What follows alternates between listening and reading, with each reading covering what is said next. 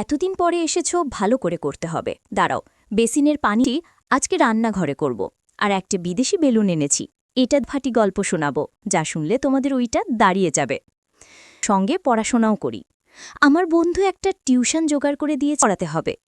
সেই মতো আমি তাদের বাড়ি যাই পড়াতে। আমি খুবই ও পড়িয়ে চলে আসি। এভাবেই চলতে থাকে।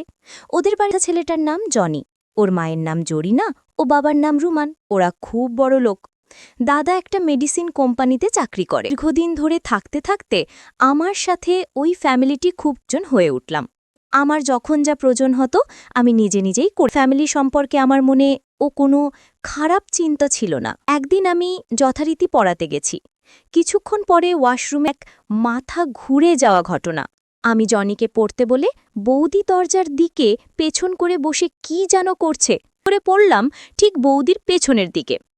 এমন পরিস্থিতিতে উঠে সেখান থেকে বেরিয়ে এলাম। এই ঘটনায় আমার খুব অস্বস্তি কাছে এসে বসে পড়াতে শুরু করলাম। পড়ে গিয়ে যে ব্যথা পেয়েছি টেনশন হচ্ছিল। হঠাৎ খেয়াল করলাম বৌদি এখনও বাথরুমে। বৌদি বেরুলেই আমি দেখতে পাব। তাই মনে হয় বেরোতে পারা ঘরে চলে গেল। আমিও তাকাইনি। তবে বুঝতে পারছি আমি সেদিন তাড়াতাড়ি বাড়ি ফিরে এলাম। তবে বুঝতে পারছি আমি সেদিন তাড়াতাড়ি বাড়ি ফিরে এলাম। তবে বুঝতে পারছি আমি সেদিন তাড়াতাড়ি বাড়ি ফিরে এলাম। তবে বুঝতে পারছি আমি সেদিন তাড়াতাড়ি বাড়ি ফিরে এলাম। তবে বুঝতে পারছি আমি সেদিন তাড়াতাড়ি বাড়ি ফিরে এলাম। তবে বুঝতে পারছি আমি সেদিন তাড়াতাড়ি বাড়ি ফিরে এলাম। তবে বুঝতে পারছি আমি সেদিন তাড়াতাড়ি বাড়ি ফিরে এলাম। তবে বুঝতে পারছি আমি সেদিন তাড়াতাড়ি বাড়ি ফিরে এলাম। তবে বুঝতে পারছি আমি সেদিন তাড়াতাড়ি বাড়ি ফিরে এলাম। তবে বুঝতে পারছি আমি সেদিন তাড়াতাড়ি বাড়ি ফিরে এলাম। তবে বুঝতে পারছি আমি সেদিন তাড়াতাড়ি বাড়ি ফিরে এলাম। তবে বুঝতে পারছি আমি সেদিন তাড়াতাড়ি বাড়ি ফিরে এলাম। তবে বুঝতে পারছি আমি সেদিন তাড়াতাড়ি বাড়ি ফিরে এলাম। তবে বুঝতে পারছি আমি সেদিন তাড়াতাড়ি বাড়ি ফিরে এলাম।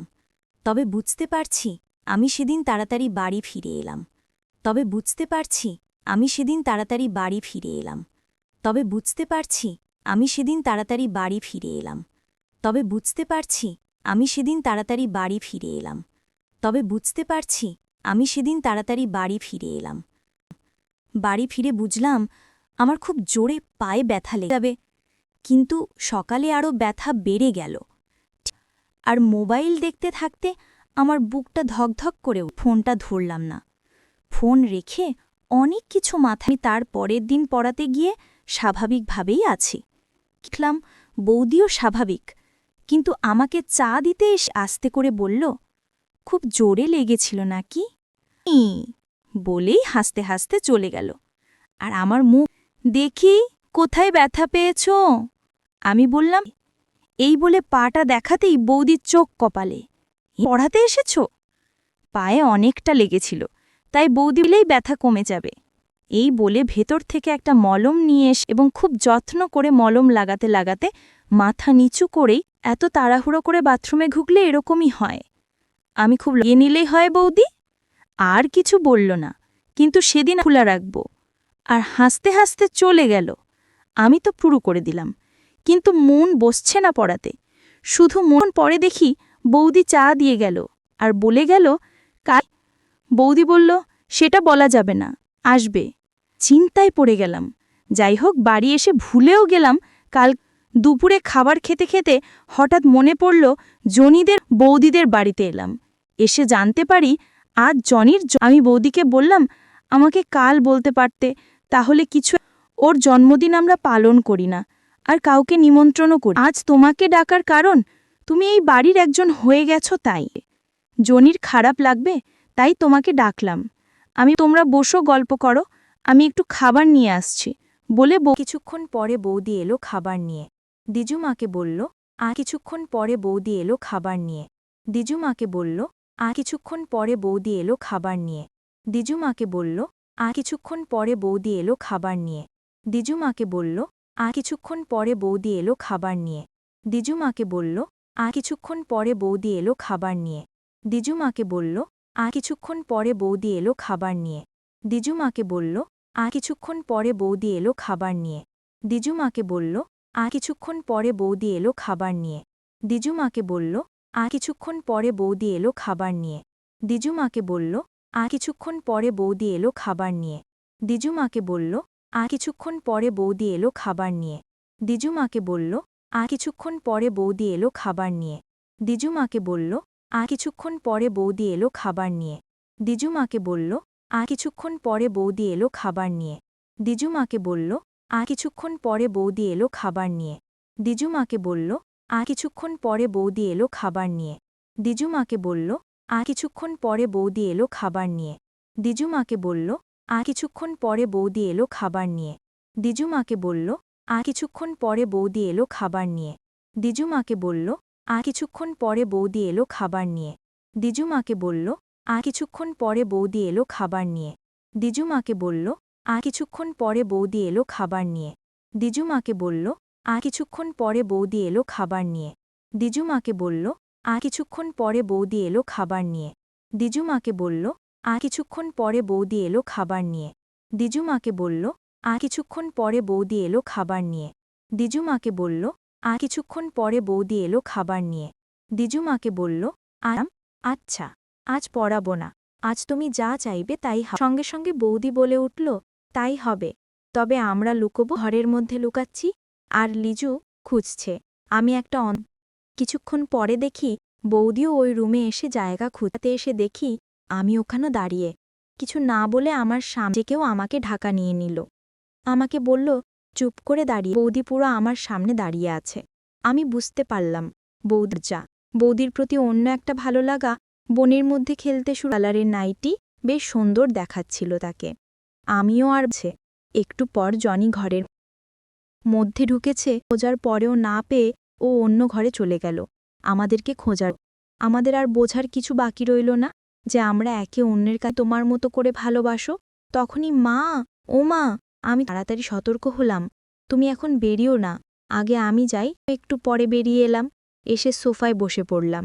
বৌদি আমি কফি নিয়ে আসছি। আমরা উপরে চলে গেলাম।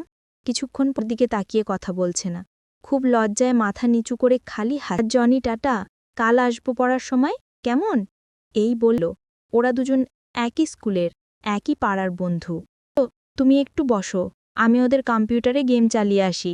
বৌদিকে অনেকটা ভালোবেসে ফেলেছে, একটু মজা করা যাক। আমি লুকিয়ে পড়লাম, দেখি কি হয়। কিছুক্ষণ পরে বৌদির বলে চুপ হয়ে গেল। দেখলাম নেই, চলে গেছি। হয় বসল একদম চুপ। পুরো ঘরটা যেন মন চুরমার হয়ে গেল। শুনতে পেলাম কিছু একটা আজ করছেন, হয়তো ঘর গোছাচ্ছে। বৌদি রান্নাঘরে চলে গেল। আমি একবার ভাবছি বেরোবো, আবার ভাবছে মনে হয় বিছানা চাদরটা ঠিক করতে আসছে।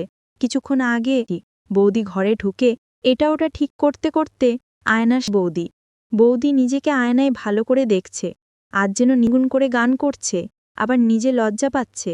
এবার আয়নায় আমি আলমারির পাশ থেকে দেখছি আর মনে মনে হাসছি। আর এবার বেরোতে হবে। এবার আমি বেরোতে যাব, দেখি বৌদি এদিকে। আমি হালুম বলে উঠেছি, আর বৌদি খুব জোরে ভয় পেয়ে চিৎকার হচ্ছে। এইবার বৌদিও হাসছে, আমিও খুব হাসছি। আমি সব দেখেছি।